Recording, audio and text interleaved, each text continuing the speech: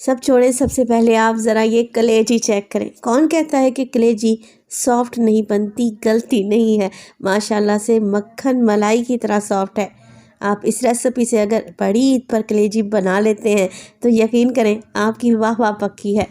बिस्मिल्लाहिर्रहमानिर्रहीम, अस्सलामु अलैकुम। खुश रहें, आबाद रहें, जहाँ भी रहें हैप्पी रहें और हेल्दी रहें। तो मैं हूँ फ़ायज़ा और वेलकम करती हूँ आपको चटपटे पकवान में। बड़ी ईद के हवाले से लाई हूँ आप लोगों के लिए कलेजी की ऐसी शानदार रेसिपी जिसकी मैं गारंटी दूंगी अगर इस रेसिपी को ट्राई करते हुए आप कलेजी बना लेते हैं ना तो यकीन करें आप कलेजी बार बार बनाएंगे और बाज़ार से मंगवा कर बनाएंगे क्योंकि ये बनती ही इतनी टेस्टी है। रेसिपी बनाएं, इंशाअल्लाह ताला ये आपको बड़ी ही पसंद आएगी।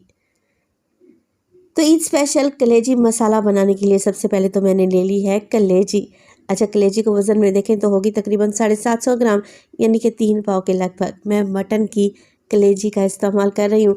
सेम रेसिपी आप बीफ से भी बना सकते हैं।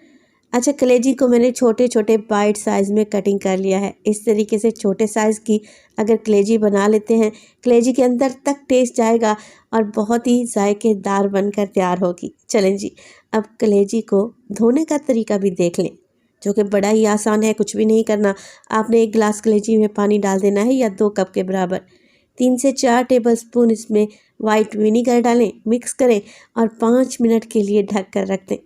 तो कलेजी की स्मेल को दूर करने के लिए और वॉश करने के लिए बहुत सारे तरीके आप लोगों ने देखे होंगे। कुछ लोग इसे आटा लगा कर धोते हैं, कुछ लोग गर्म पानी में बॉईल कर लेते हैं और कुछ अदरक लहसुन लगा कर छोड़ देते हैं। तो यहाँ पर ज़्यादा कुछ नहीं करेंगे, बस 5 मिनट के लिए कलेजी को डिप रहने दें सिरके वाले पानी में। ब्लड सारा का सारा निकल आएगा, कलेजी नीट एंड क्लीन हो जाएगी। तो बस कलेजी को निकालें और 2 से 3 पानी में मज़ीद अच्छे तरीके से धो लें। अच्छा, कुछ लोग इस तरीके से कलेजी की ऊपर की स्किन या झिल्ली भी निकाल लेते हैं, इससे भी कलेजी सॉफ्ट बनकर तैयार होती है। कलेजी की कटिंग करने से पहले आप ये झिल्ली या स्किन उतार लें तो आप लोगों के लिए बड़ी ही आसानी रहेगी। चलें जी, अब जिस बर्तन में आप लोगों ने कलेजी बनानी है ना, सारी की सारी कलेजी उसमें डाल दें। मैंने इसे 2 से 3 पानी में मज़ीद धो लिया था। एक मीडियम साइज़ का प्याज लेंगे और बिल्कुल बारीक से स्लाइस में काट कर ऐड कर देंगे। कलेजी बनाने का अब तक का आसान तरीन तरीका आप लोगों से शेयर करूँगी। प्याज के साथ ही मैंने 2 मीडियम साइज़ के टमाटर ले लिए हैं। ऊपर का टॉप निकाल दें, बड़े बड़े टुकड़ों में काटें और कलेजी में ऐड कर दें। ये रेसिपी जो कलेजी की मैं बनाने जा रही हूँ, ये पराठों के साथ या चपाती के साथ बहुत ही टेस्टी लगती है, जो ईद के पहले दिन ही कुर्बानी के दौरान ही बनाई जाती है। आप इस रेसिपी को सेव करके रख लें, यकीन करें आपके बड़े ही काम आएगी। अच्छा, टमाटर के साथ मैंने 1 गिलास पानी भी डाल दिया है, 3 अदद हरी मिर्चें भी ऐड कर दी हैं। चलें जी, अब डाल देते हैं कुछ मिर्च मसाले। तो 1 टीस्पून मैं डालूँगी इसमें ज़ीरा पाउडर, 2 टीस्पून के करीब या फिर हाफ़ टेबल स्पून के करीब इसमें जाएगा धनिया पाउडर। 1/4 टीस्पून के करीब मैं इसमें डालूँगी हल्दी और 1 टीस्पून डलेगी इसमें कश्मीरी लाल मिर्च। अगर ये नहीं है तो रेगुलर मिर्च इस्तेमाल करें जो रोज़मर्रा खानों में डालते हैं, फिर उसकी क्वांटिटी को कम कर लें क्योंकि इस कलेजी मसाले को ज़्यादा तीखा नहीं बनाएंगे। 1 टेबलस्पून डालूंगी मैं इसमें अदरक लहसुन का पेस्ट और बस जी, अब कुछ भी नहीं करना, सारी चीज़ों को मिक्स करें और फ्लेम को ऑन करें, कलेजी को चढ़ा दें। आप ये रेसिपी प्रेशर कुकर में भी बनाकर तैयार कर सकते हैं, ज़्यादा आसानी से बन जाएगी। कलेजी मसाला बनाने के लिए आपको 20 से 25 मिनट के लिए इसे पकाना पड़ेगा, जब तक कलेजी गल नहीं जाती। प्याज टमाटर जो मैंने इसमें डाले हैं ना, अच्छे तरीके से घुल नहीं जाते। तो बस कवर लगा दें और 20 मिनट तक मीडियम टू लो फ्लेम पे पकने के लिए छोड़ दें। कलेजी मसाला बनाने के लिए अगर आप प्रेशर कुकर का इस्तेमाल कर रहे हैं तो 10 मिनट में ही आपका काम बन जाएगा। चलें जी, तकरीबन 20 मिनट गुजर चुके हैं कलेजी को पकते हुए, बिल्कुल लो टू मीडियम फ्लेम पे। अब आप लोग ज़रा चेक करें, जो मैंने इसमें पानी डाला था वो भी तकरीबन खुश्क होने लगा है। टमाटर और प्याज भी अच्छे तरीके से गल चुके हैं। जो नहीं गले, स्पैचुला की मदद से अच्छे तरीके से इसे मिक्स करें और ग्रेवी में ऐड करते जाएं। बहुत ही शानदार सी ग्रेवी बनकर तैयार होती है, लजीज। आप यकीन करें चम्मच से ही खा जाएंगे ये कलेजी मसाला। कलेजी को चेक कर लेते हैं। कलेजी बहुत ही अच्छे तरीके से देखें नरम पड़ चुकी है, सॉफ्ट हो चुकी है। तो बस जी, अब हमने क्या करना है, नमक ऐड कर देना है क्योंकि पहले मैंने नमक नहीं डाला था। कलेजी गल जाए ना तब आप बाद में नमक डाला करें। 1 टीस्पून मैंने नमक डाल दिया। ऑयल डालूंगी आधा कप के करीब और बस कलेजी को 5 से 6 मिनट के लिए अच्छे तरीके से भून लेंगे। बेहतरीन सा मसाला तैयार हो जाएगा प्याज टमाटर का, जो रोटी चपाती या फिर पराठे के साथ तो बहुत ही टेस्टी लगेगा।